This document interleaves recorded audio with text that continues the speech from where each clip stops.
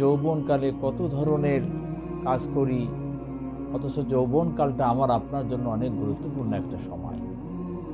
এই সময়টা অনেক দামি সময়, আল্লাহ তাআলার কাছে যেরকম প্রিয় আমাদের কাছেও প্রিয়। এই জন্য যৌবনকালটাকে যদি আমরা আল্লাহ পাকের হুকুম অনুযায়ী এই সময়টাকে অতিক্রম করতে পারি, তাহলে বার্ধক্য জীবনটা আমার আপনার জন্য আরও অনেক সুন্দর হবে।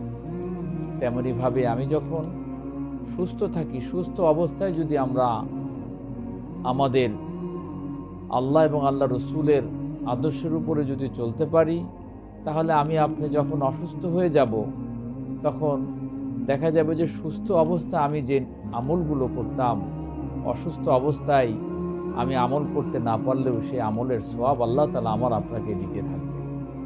তেমনিভাবেই যখন আমার আপনার সচ্ছলতা থাকে, সেটাকে আমরা কি করব? আল্লাহ এবং আল্লাহ রসুলের পথে ব্যয় করব। এমন এক সময় আসবে যে আমি অসচ্ছল হয়ে যাব।